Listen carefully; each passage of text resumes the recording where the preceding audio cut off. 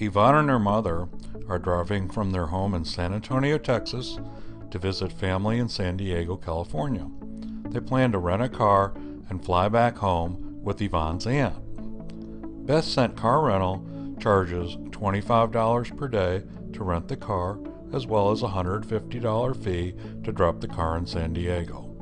Value Vehicle Car Rental charges $35 per day to rent the car and a $50 fee to drop the car in San Diego.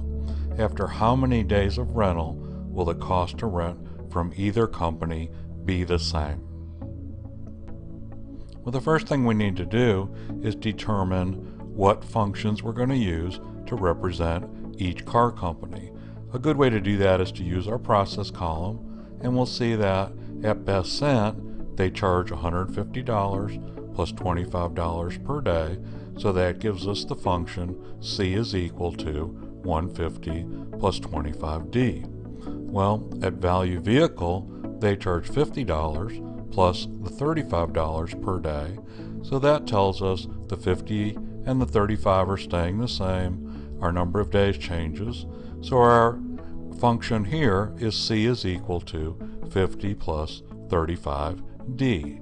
Well, we still want to find out when the cost will be the same, so let's take this one step further. And let's look at those two functions. C is equal to 150 plus 25 times the number of days, and the cost is equal to $50 plus 35 times the number of days.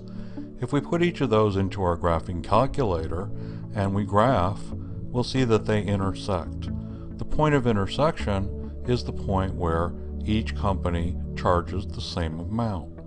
We can see that this intersection is at the point 10,400. That tells me that after 10 days, each company will charge $400, and that's also the point 10,400 on our graph. We could verify that in a table by looking at our table values, and we'll see that when X is 10, each of the companies, Y1 and Y2, each charge $400. That tells us that both companies will charge the same for 10 days of rental.